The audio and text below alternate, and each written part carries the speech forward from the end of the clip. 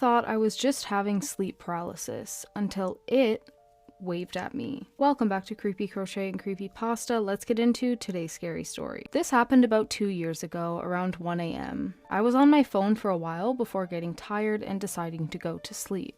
I had experienced sleep paralysis on and off before, but for about a year leading up to this, I hadn't had any episodes. I fell asleep normally, but at some point during the night, I woke up. My wall clock read around 3:30 a.m. I couldn't move. At first, I assumed it was just sleep paralysis again. I had dealt with it before, so I tried to calm myself down, even though I couldn't move at all.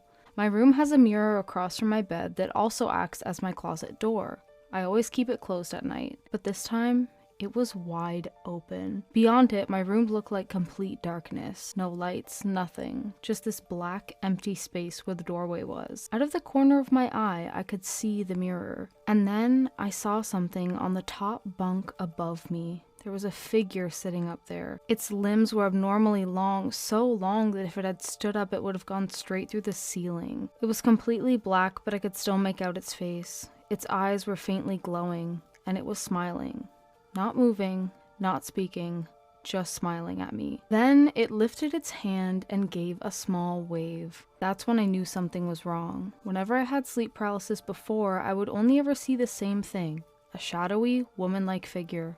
But this was different, completely different. Eventually I was able to move again. The second I could, I pulled the blanket over my face and stayed there. After a while, I finally built up the courage to get out of bed.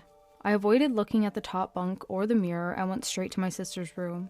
I got into her bed and she mumbled something before rolling over. The next morning, I still remembered everything vividly. My sister asked me why I had slept in her room, and that's what still bothers me. Because if she was awake enough to react to me getting in bed, then was it really just sleep paralysis? I like to tell myself it was, because I still live in that same house, and no one I've told believes me. Ooh, that ending gave me a little bit of goosebumps. Thank you so much to this person for sending me in your scary story.